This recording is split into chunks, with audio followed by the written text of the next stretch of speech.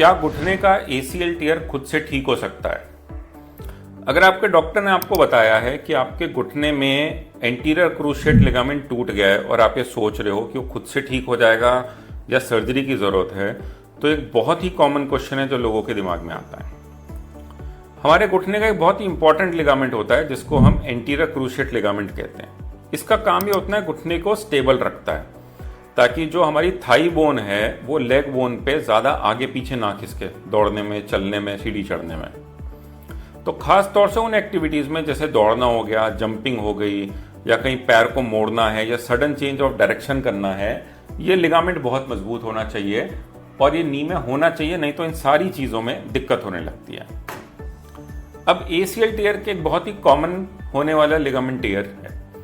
ये उन सिचुएशंस में होता है जैसे कभी हम फुटबॉल खेल रहे हैं, क्रिकेट खेल रहे हैं, बैडमिंटन या बास्केटबॉल, और हमने अचानक घुटने को मोड़ा, या फिर हम कभी जंप कर रहे हैं और उसमें घुटने पे लोडिंग गलत हुई। कभी कभी एक्सीडेंट्स में भी हो जाता है, या कभी हाइट से कूदे उसमें घुटना मुड़ गया, उसमें भी ये लिगामेंट टूट सकता है। अब ऐसा है, इस लिगामेंट की अपनी ब्लड सप्लाई बहुत कम होती है। तो जो सबसे ज़रूरी सवाल आता है, क्या ये बिना ऑपरेशन के ठीक हो सकता है, वो अब हम समझने की कोशिश करते हैं। अगर किसी भी जगह में बॉडी में ब्लड सप्लाई अच्छी खासी है तो बॉडी उसको हील कर लेती है। जैसे अगर कभी हड्डी टूटती है तो बॉडी उसको हील कर लेती है, मसल में चोट लगती है तो बॉडी उसको भी हील कर लेती है, स्किन कट गई है बॉडी उसको भी हील कर लेती है। लेकिन जहां ब्लड सप्लाई नहीं पहुंच सकती, वहां रॉ मटेरियल नहीं पहुंच सकता हीलिंग का, तो इस लिगामेंट में ब्लड सप्लाई जो है वो बहुत कम होती है। बॉडी के और भी बहुत सारे लिगामेंट होते हैं जो टूट सकते हैं, लेकिन बॉडी उनको बना लेती है। लेकिन यहाँ पे ACL को बॉडी अक्सर नहीं बना पाती, खास तौर से जब कंप्लीट टेयर है। अगर पार्शियल टेयर है, जैसे 25% से कम फटा है, तो फिर भी बॉडी जो है उसको थोड़ा बहुत रिवर्स कर सकती है, उसको रीजनरेट कर सकती है। लेकिन जहाँ कंप्लीट टेयर हो गया है वहाँ पे इसमें नॉर्मली ब्लड सप्लाई ना होने की वजह से बॉडी इसको रीजनरेट नहीं कर पाती। तो इससे क्या होता है कि शुरू में तो जब ये टूटता है तो पेशेंट को बहुत दर्द होता है, बहुत सूजन होती है घुटनों में, लेकिन धीरे धीरे पेशेंट का घुटना जो है वो नॉर्मल साइज का हो जाता है, सूजन भी उतर जाती है, दर्द भी चला जाता है। जो मसल्स होती हैं वो कुछ हद तक इस टूटे हुए लिगामेंट को कंपनसेट कर लेती है, तो पेशेंट को कॉन्फिडेंस आ जाता है कि मैं तो ठीक हो गया हूं, मैं तो चल सकता हूं। लेकिन अगर आपको पेन चला गया, सूजन चला गया, इसका मतलब ये नहीं है कि ACL ठीक हो गया है। अगर आप MRI कराओगे 2 महीने बाद, 4 महीने बाद, फिर भी आपको दिखेगा कि ACL लिगामेंट टूटा हुआ है। तो क्या आप एक टूटे हुए ACL के साथ रह सकते हो? हाँ, बिल्कुल रह सकते हो। खास तौर से अगर आपका सेडेंट्री लाइफस्टाइल है, आपको ज़्यादा दौड़ने भागने का काम ही नहीं है, सीढ़ियाँ ज़्यादा चढ़नी नहीं है, तो आपको पता ही नहीं चलेगा आपका ACL टूटा हुआ है या उससे आपको कोई दिक्कत हो रही है। या खास तौर से जो 70 साल के ऊपर के लोग हैं, लो डिमांड एक्टिविटीज़ हैं, या जिनको कुछ खेलने कूदने का शौक नहीं है, कोई स्ट्रेसफुल काम नहीं है, वो लोग चला लेते हैं क्योंकि उनको नी के सिम्टम्स नहीं आते, जिसको हम गिव अवे सिम्टम्स कहते हैं या इंस्टेबिलिटी के सिम्टम्स कहते हैं, जो मोस्टली स्पोर्ट्स खेलने में लोगों को लगते हैं अगर ACL टूटा हुआ हो तो। खास तौर से अगर दौड़ना, भागना, सीढ़ी चढ़ना है, फुटबॉल खेलना है, उन चीज़ों में आपको ऐसा लगेगा आपका घुटना अनस्टेबल है, मतलब थाई बोन अलग भाग रही है और लेग बोन अलग भाग रही है।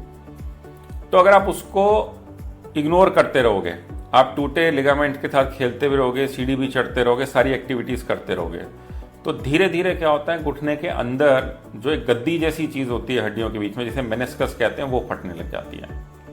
वो फटने लग जाती है। नेक्स्ट स्टेज आती है, जो कार्टिलेज होता है हड्डियों के ऊपर, वो घिसने लग जाता है, तो उससे अर्थराइटिस जल्दी हो जाता है। बार बार आपको लगेगा कि मैं तो थोड़ा सा ही फुटबॉल खेल के आया हूँ, पैर में सूजन क्यों आ गई। या हो सकता है 15-20 साल के बाद आपको पता चले कि उम्र से पहले आपके घुटने में अर्थराइटिस शुरू हो गया।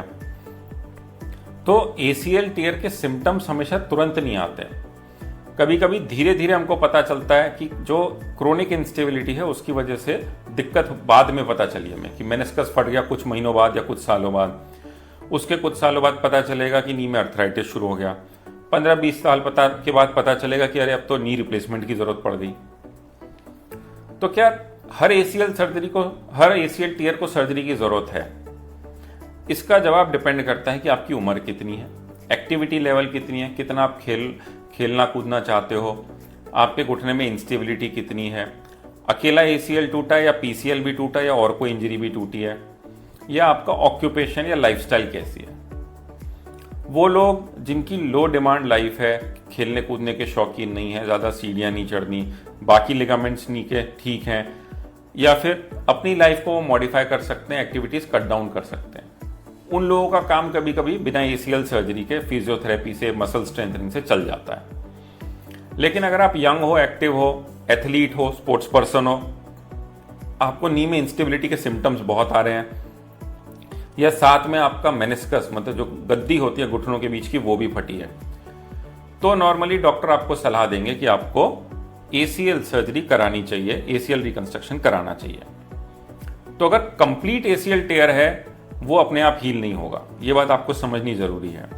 लेकिन जो लोग लाइफस्टाइल मॉडिफिकेशन कर लेते हैं या सेडेंट्री लाइफस्टाइल अपना लेते हैं, उन सबको सिम्टम्स नहीं आते। लेकिन अगर आपको एक्टिव रहना है, आप यंग हो, आप चाहते हो नी का आर्थराइटिस जल्दी ना आए, मेनिस्कस जल्दी ना फटे, तो फिर आपको ACL रिकंस्ट्रक्शन सर्जरी करानी चाहिए। Thank you.